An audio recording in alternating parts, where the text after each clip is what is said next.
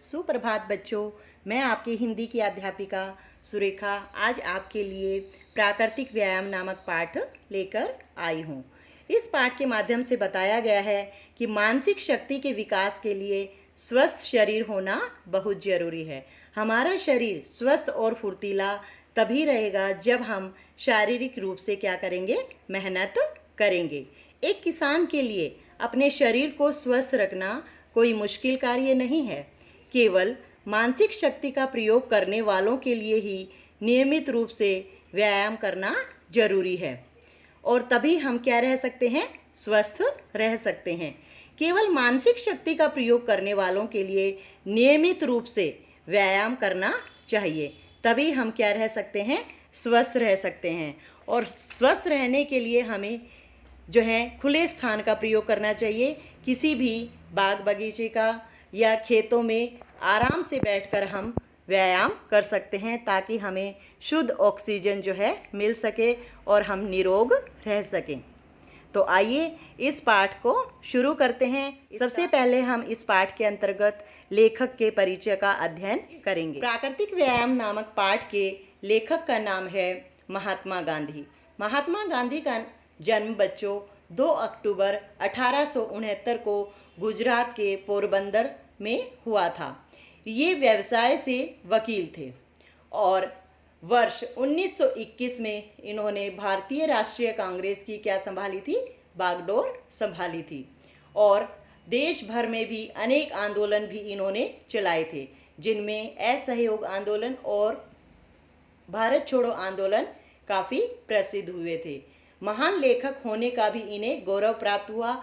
इन्होंने अनेक पत्रिकाएं जो हैं वो भी लिखी थी और इन पत्रिकाओं में है प्रसिद्ध हुई हरिजन, इंडियन ओपिनियन, यंग इंडिया आदि। और 30 जनवरी 1948 को इनका क्या हो गया था, निधन हो गया था। तो आइए इस पाठ का हम क्या करते हैं, आगे अध्ययन करते हैं। प्राकृतिक व्यायाम पाठ को के अंतर्गत बताया गया है कि हमें व्यायाम कितना करना चाहिए, कितने समय तक करना चाहिए आदि के विषय में। तो आइए इस पाठ को शुरू करते हैं। मनुष्य को जितनी ज़रूरत हवा, पानी और अन्न की होती है उतनी ही व्यायाम की भी होती है। हाँ, कसरत बिना मनुष्य वर्षों तक जीवित तो रह सकता है। यहाँ पर लेखक ने बताया है कि जितनी ज़रूरत मनुष्य को जीने के लिए जो है हवा, पानी और अनाज की होती है उतनी ही ज़रूरत व्यायाम की भी होती है। कसरत बिना मनुष्य वर्षों तक जीवित तो रह सकता है, फिर भी यह सर्वमान्य तथ्य है कि कसरत के बिना मनुष्य निरोग नहीं रह सकता। यानी कि अगर मनुष्य ये चाहे कि वह कसरत किए बिना ही बीमारियों से रहित रहे तो ऐसा नहीं हो सकता। कसरत का अर्थ केवल हॉकी, टेनिस, फुटबॉल, क्रिकेट और घूमना ही नहीं है, बल्कि कसरत का अर्थ है शारीरिक और मानसिक कार्य करना। जैसे भोजन हाड़, मांस के लिए ही नहीं, मन के लिए भी आवश्यक है, वैसे ही कसरत शरीर के लिए नहीं बल्कि किसके लिए ज़रूरी है, मन के लिए भी ज़रूरी होती है। यानी कि अगर हम ये चाहते हैं कि अगर हम अच्छा भोजन खाएंगे तो उससे हम स्वस्थ रहेंगे और हमारा शारीरिक रूप से भी स्वस्थ रहेंगे और हम मन से भी स्वस्थ रहेंगे, तो ऐसा नहीं है। शारीरिक कसरत न करने से शरीर कैसा रहता है, रोगी। यानी कि शारीरिक रूप से यदि हम कसरत नहीं करेंगे तो हमारा शरीर कैसा रहेगा, रोगी रहेगा और शिथिल रहेगा। और मन से कसरत यदि हम नहीं करते हैं तो हमारा मन जो है वो क्या रहेगा, स्थिर रहेगा, आलसी रहेगा।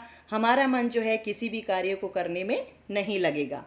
मूर्खता को एक तरह का रोग समझना चाहिए। यदि कोई व्यक्ति है जिसमें सोचने समझने की क्षमता नहीं है तो जो है उसे हम ये कह सकते हैं कि वह क्या है, मानसिक रूप से बीमार है। इसलिए कोई भी पहलवान, बड़ा पहलवान कुश्ती जीतने में तो बड़ा प्रवीण हो किंतु उसका मन गंवारों का सा हो तो उसके लिए निरोग शब्द का प्रयोग करना भूल है। यानी कि यहाँ पर बताया गया है कि यदि कोई व्यक्ति कुश्ती खेलता है लेकिन वह बहुत ताकतवर है, परंतु हम ये नहीं कह सकते वह मानसिक रूप से भी स्वस्थ है। ये कहना हमारी क्या होगी, भूल होगी। अंग्रेजी कहावत है, निरोगी वही मनुष्य है जिसके निरोग शरीर में स्वस्थ मन का वास है। यहाँ बताया गया है कि निरोगी यानी व्यक्ति उसी को कहा जा सकता है जिसके शरीर में स्वस्थ मन का क्या रहता है, वास रहता है, यानी कि वो मानसिक रूप से भी स्वस्थ है और शारीरिक रूप से भी क्या है, स्वस्थ है। ऐसी कौन सी कसरतें हैं जो प्रकृति ने तो हमारे लिए जिनका सुंदर प्रबंध किया है।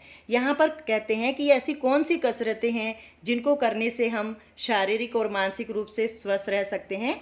तो आइए जानते हैं कि प्रकृति ने हमारे लिए ऐसी कौन सी कसरतों का प्रबंध किया है जिनको हम जानें।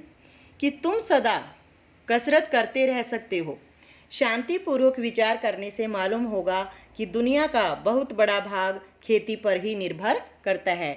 यहाँ पर बताया गया है कि इस संसार का सबसे बड़ा भाग जो है वो किस पर निर्भर है, खेती पर निर्भर है। क्योंकि किसान जो है वो क्या करता है, खेती करके अनाज पैदा करता है जिसके माध्यम से लोगों का पेट भरता है। तो सबसे बड़ा जो है कोई भी व्यक्ति है जो खूब कसरत करता है तो वहाँ पर खेतों में काम करने वाला जो किसान होता है वो दिन रात मेहनत करता है और उसे अलग से कसरत करने की या एक्सरसाइज करने की कोई भी ज़रूरत नहीं होती है। और उस साथ ही किसान के परिवार को भी खूब कसरत करनी पड़ती है। खेतों को जोतना है, फसल काटनी है, फसल को घर तक लाना है, आदि कार्य जो हैं वो बड़े ही ध्यान से करते हैं। तो उनको अलग से कसरत करने की आवश्यकता नहीं पड़ती क्योंकि खेतों में काम करने से ही उनकी कसरत हो जाती है। आगे बताया गया है कि रोज 8-10 घंटे अथवा इससे भी अधिक कार्य करने पर इन्हें खाने पहनने भर का ही मिलता है।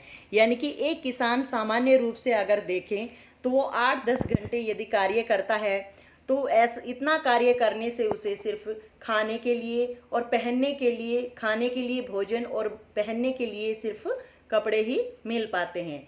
इन्हें मन के लिए अलग से कसरत नहीं करनी पड़ती। यानी कि उन्हें अलग से ये सोचे कि मानसिक रूप से भी उसे कसरत करनी है, ऐसा जरूरी नहीं है। मूढ़ किसान कोई काम ही नहीं कर सकता। यानी कि ऐसा कोई मूर्ख किसान जो है, अगर वह मूर्ख है, कोई भी किसान यदि वह क्या है, मूर्ख है, तो वह कोई भी काम नहीं कर पाएगा। क्यों? क्योंकि वो शारीरिक और मानसिक रूप से क्या है, अस्वस्थ है। उसे मिट्टी की पहचान, ऋतु परिवर्तन का ज्ञान, चतुराई के साथ खेत जोतना, साधारणतः चंद्रमा, सूर्य और तारों की गति जाननी चाहिए। यानी कि एक सामान्य किसान को अगर मिट्टी की पहचान नहीं है कि किस मिट्टी में कौन सी फसल बोई जाती है और किस समय बोई जाती है, ऋतु परिवर्तन यानी कि किस समय बोई जाती है, किस मौसम में बोई जाती है, इनका ज्ञान भी होना उसके लिए क्या है, बहुत ही जरूरी है। अन्यथा वो एक सफल किसान नहीं बन पाएगा। चंद्रमा और सूर्य के माध्यम से जो है वो तारों की गति भी जान सकता है और दिशाओं का भी ज्ञान प्राप्त कर सकता है। शहर का बड़ा भारी बुद्धिमान भी किसान के यहाँ जाकर निर्बुद्धि सिद्ध होगा। यानी कि अगर कोई सामान्य व्यक्ति शहर से किसान के घर जाता है तो भी हम उसे बुद्धिमान नहीं कह सकते, वो उनके सामने क्या होता है, निर्बुद्धि होगा। क्योंकि किसान को जितना ज्ञान है, किसान को जितना अधिक ज्ञान खेतों के बारे में, फसलों के बारे में, ऋतुओं के बारे में जितना अधिक ज्ञान होता है, जानवरों के बारे में, पक्षियों के बारे में जितना अधिक ज्ञान होता है, उतना अधिक ज्ञान एक सामान्य शहर में रहने वाले व्यक्ति को नहीं होगा। तो उसे ये भी, एक सामान्य किसान को ये भी पता होता है कि उसे अमुक बीज कब बोया जाता है। अमुक का अर्थ होता है किस बीज को उसे कब बोना है, किस मौसम में बोना है, कितने पानी की ज़रूरत होती है। इन सभी का ज्ञान उसे बड़े ही अच्छे से होता है। उसे आसपास के रास्तों का ज्ञान होता है। यानी कि किसी एक सामान्य किसान को जो है किसका ज्ञान होता है, कोई भी सामान्य से सामान्य किसान जो होगा उसे रास्तों का भी ज्ञान होता है, दिशाओं का भी क्या होता है, ज्ञान होता है। तारों को देखकर वह रात को दिशा भी पहचान लेता है। यानी कि रात्रि के समय अगर वह अपने खेतों में काम कर रहा है या कहीं भी आ रहा है या जा रहा है तो वह तारों के माध्यम से पता लगा सकता है कि वह किस दिशा में जा रहा है, वह जिस रास्ते पर चल रहा है वह रास्ता सही है या गलत। पक्षियों के शब्द और उसकी गति से वह बहुत सी बातें जान लेता है। यानी कि जब पक्षी बोलते हैं तो उसे पता चल जाता है कि इस पक्षी की आवाज़ इस समय किस तरह की है और वह किस उसकी गति क्या है, यानी कि वो कितनी ऊंचाई तक उड़ सकता है, कितनी तेज़ी से उड़ सकता है। इन सभी के बारे में एक किसान को बहुत अच्छे से पता होता है। विशेष प्रकार के पक्षियों को इकट्ठा और कल्लोल करते देखकर वह बता सकता है कि पक्षियों का अमुक काम अमुक बात का सूचक है। यहाँ पर बताया गया है कि जब पक्षी संध्या के समय या भोर के समय इकट्ठे होते हैं और वो चहकते हैं, कल्लोल करते हैं, मतलब अपनी अपनी भाषा में जो है वो चहकते हैं और आपस में बात करते हैं, तो किसान को पता चल जाता है कि जो है ये शुभ संकेत है या अशुभ संकेत है, यानी कि अमुक काम अमुक बात का सूचक है। उनके बोलने के माध्यम से ही वह पता लगा सकता है कि यह उनके इस समय जो है पक्षियों का इस तरह से बोलना या कल्लोल करना या चहचहाट करना जो है किस बात का सूचक है, उन्हें पहले से ही ज्ञात हो जाता है। इसके बाद बताया है कि एक सामान्य किसान को खगोल, भूगोल और भूगर्भ विद्या आदि जो है इनके बारे में भी अच्छे से ज्ञान होता है, यानी कि उसे सौरमंडल के जो है ग्रह नक्षत्रों का भी अच्छे से ज्ञान होता है। भूगोल यानी कि मिट्टी का भी अच्छे से ज्ञान होता है, किस मिट्टी में कौन सी फसल बोनी चाहिए, कैसी मिट्टी फसल के लिए अच्छी है और किस तरह के क्षेत्र में जो है कौन सी फसल बोई जाती है आदि के बारे में भी उसे अच्छे से ज्ञान होता है। उसे अपने बाल बच्चों का पालन पोषण करने के लिए जो है खेती करनी बहुत ही ज़्यादा क्या होती है, जरूरी होती है, क्योंकि उन्हें अगर वो खेती नहीं करेंगे तो उनके बच्चों का पालन पोषण अच्छे से नहीं होगा। इससे उसे मानव धर्म शास्त्र का साधारण ज्ञान होता है, यानी कि एक मनुष्य का क्या धर्म होता है इसका भी ज्ञान वह भली भांति उसे इस बात का ज्ञान भी उसे अच्छे से होता है कि जो है एक सामान्य मनुष्य का क्या धर्म है, इस बात का ज्ञान उसे अच्छे से होता है।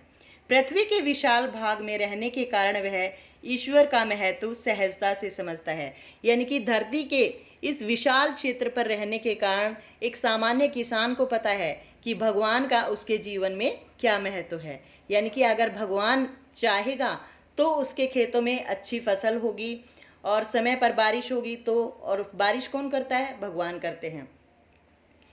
और जो है इसी कारण जो है उसके वह जानता है कि भगवान की पूजा करना, भगवान के अस्तित्व को मानना उसके लिए बहुत ज़्यादा जरूरी है। इसलिए जो है वो समय समय पर भगवान की क्या करता है, पूजा भी करता है।